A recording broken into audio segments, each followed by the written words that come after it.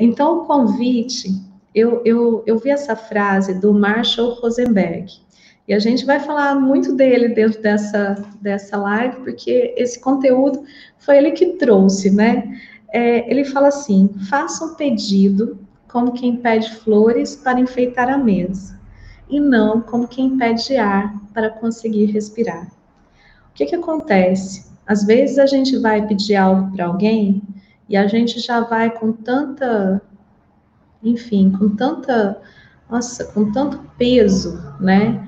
Com tanta, sabe quando a gente já vai querendo, aquilo lá tem que ser para ontem. Eu lembro da minha mãe me contando de como que era com a minha avó, que ela falou que ela é traumatizada. Eu acho que é por isso que ela quer fazer tudo tão rápido, tão afobado, e os meus tios também, porque a minha avó, quando ela falava assim, cadê a minha tesoura? Saía todo mundo louco atrás da tesoura, porque sabia que a casa tinha caído e que o negócio ia ser muito, que ela ia ficar muito brava, e ela batia, e ela tinha vara de marmelo, e tinha isso, tinha aquilo, e era brava mesmo, e foi isso que ela aprendeu.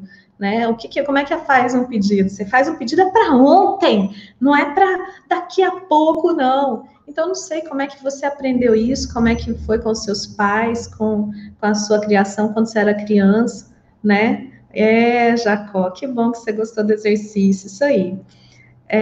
Então, o que acontece? Dependendo da maneira como a gente aprendeu a ouvir os pedidos de outras pessoas, a gente acaba que a gente tende a repetir, né? E essa frase, para mim, ela veio com algo assim super especial, porque eu realmente, quando eu fazia, por exemplo, sou assim, eu vou compartilhar com você, eu não pedia nada, eu não gosto de pedir, mas quando eu peço é porque eu estou precisando muito, e eu ficava com muita raiva se a pessoa não fazia, porque se eu estou pedindo, é porque eu estou precisando muito, porque eu não peço à toa, sabe? Então eu já ia com raiva, então eu já pedia sempre como se eu precisasse de ar para respirar, né? E nunca como flores para enfeitar a mesa. Então, essa frase, ela me tocou assim, ela me trouxe muita consciência. Todas as vezes agora que eu vou pedir algo para alguém, inclusive ontem aconteceu uma coisa que me deixou muito chateada, me deixou muito triste, muito empolgada. Eu comprei uma câmera nova para fazer as lives, né? A Florence está compartilhando aqui. Pedir é um dom, porque depende da receptividade do outro. Pois é, e a gente vai descobrir hoje, Florence, que tem algo assim no pedir que é interessante, que para mim veio com muita clareza hoje por causa do problema que eu tive ontem. E aí, mais do que depender da receptividade do outro, que às vezes a gente faz um pedido, obviamente que a gente quer um sim, mas e se vier um não, né? Como é que a gente faz? E mesmo porque, e quando você recebe um pedido, você sabe falar não? Quanta gente que não sabe dizer não, né? E acaba se limitando, fazendo coisas que não está com vontade, indo contra si mesmo. Então, dentro dessa live de hoje, a gente vai mostrar um olhar compassivo para o outro, mas principalmente um olhar compassivo para a gente mesmo. Então, ontem, o que aconteceu? Ontem à noite eu estava, nossa, até pedi para minha mãe lá, que eu estava precisando do negócio lá, rapidinho, que eu tinha que fazer uma compra, eu fiz uma compra, que eu fiquei super feliz, eu comprei uma câmera nova para o meu computador, para eu poder fazer as lives, numa resolução melhor.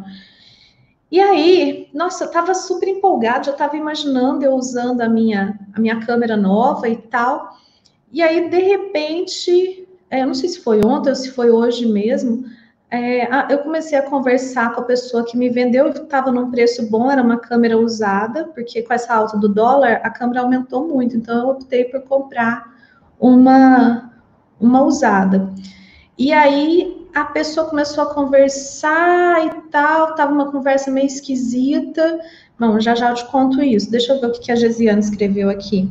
A barreira me apareceu como algo maleável, que conseguir ir abaixando até que apareceu a pessoa do outro lado, então nos encontramos num patamar e o entendimento ficou mais acessível. Muito bem, Gesiane. A ideia do baixar as barreiras é justamente promover esse entendimento, mas a gente ainda vai aprofundar mais. E no final, quem ficar até o final da live, a gente vai voltar a fazer esse exercício, mas dentro do contexto de tudo que a gente vai ver aqui dentro da live, vai ficar muito bacana. Então, mas deixa eu te contar a história de ontem. Aí a pessoa começou a falar que estava com a câmera, mas estava faltando um acessório para a câmera funcionar. Aí eu falei, olha, não tem problema, pode mandar a câmera assim mesmo, sem o acessório, para mim tá ótimo, porque o acessório eu dou um jeito e você pode me enviar depois, assim que receber. E aí ela foi, sabe quando a pessoa parece que ela tá falando alguma coisa? Sabe quando soa quando parece que não é verdadeiro? Sabe quando você fica assim um pouco desconfiada? Aí começou a me dar raiva. Eu comecei a sentir raiva. Bom, já já eu vou te explicar melhor essa história, porque aí a gente já vai trabalhando isso dentro do contexto do conteúdo aqui. Então, o que acontece? Para a gente fazer um pedido para a pessoa, a gente precisa começar a descobrir o que a gente está sentindo aqui dentro. E tem a ver com essa raiva que eu senti ontem, né? Então, eu gostaria que você pegasse papel e caneta e você, pensando aí na sua situação, você vai fazer o seguinte, a gente vai dissecar essa situação.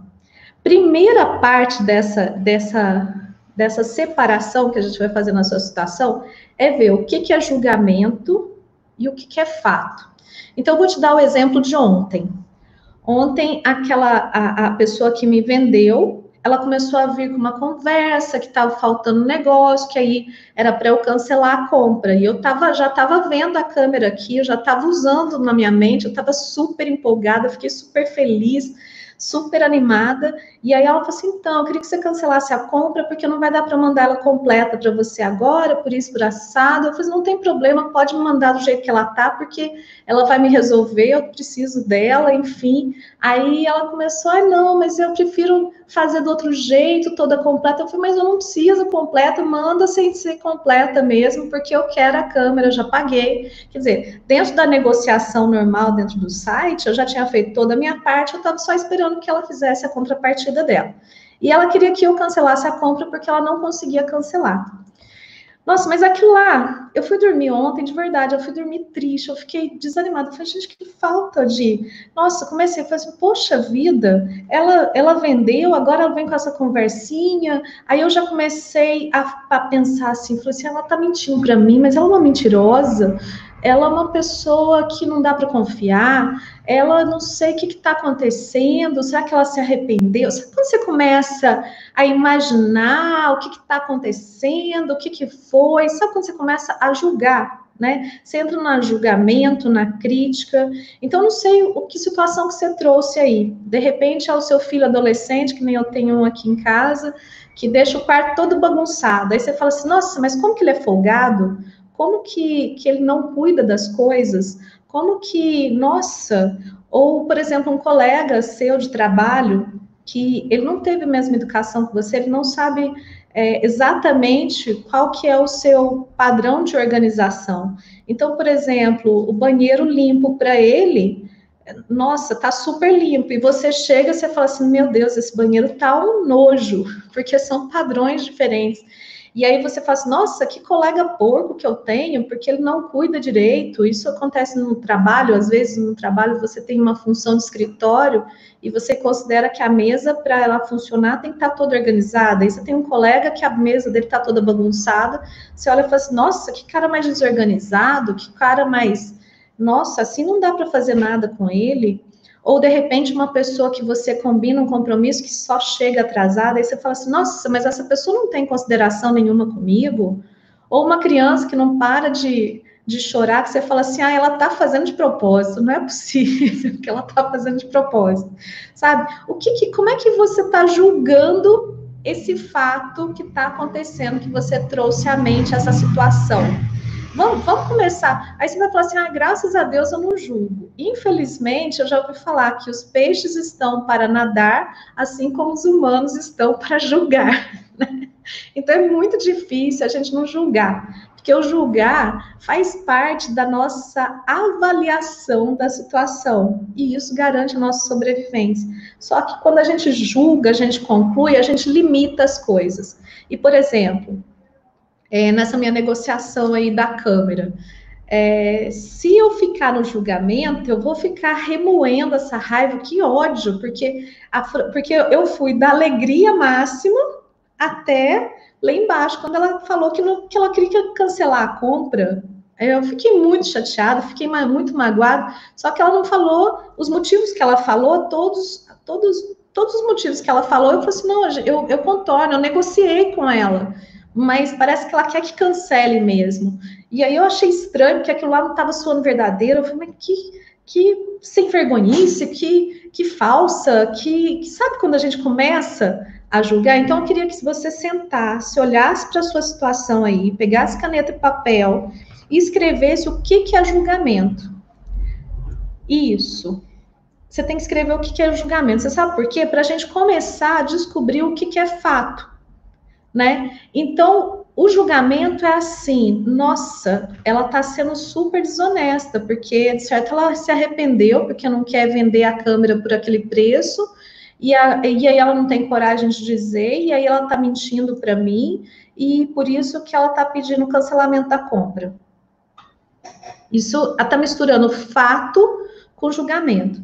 Como diz o Marshall Rosenberg, ele fala assim, eu posso lidar com o fato, quando você me traz o fato, e quando você me traz o julgamento. Mas quando você mistura os dois, aí dá briga, dá conflito. Então, vamos separar os dois, o que é fato e o que é julgamento. E se você quiser, eu vou pedir para você colocar aqui no chat o que está trazendo. Às vezes você fica com dúvida de como separar esse fato desse julgamento. Eu coloquei aqui o meu caso. Então, o que é o fato no meu caso? Eu comprei, a pessoa pediu para eu devolver um produto que eu já tinha pago, para eu cancelar a compra de um produto que eu já havia pago, sem me dar motivos o suficiente para cancelar a compra, né?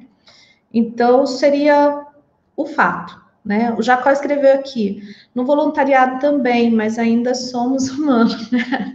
A gente faz um trabalho voluntário, que a base do trabalho voluntário é o não julgamento, mas, infelizmente, a gente sabe que a gente está sempre julgando, né? Eu queria convidar alguém aqui para participar comigo e fazer uma atividade comigo aqui ao vivo. Alguém gostaria? Eu vou colocar um link aqui. Peraí, deixa eu ver.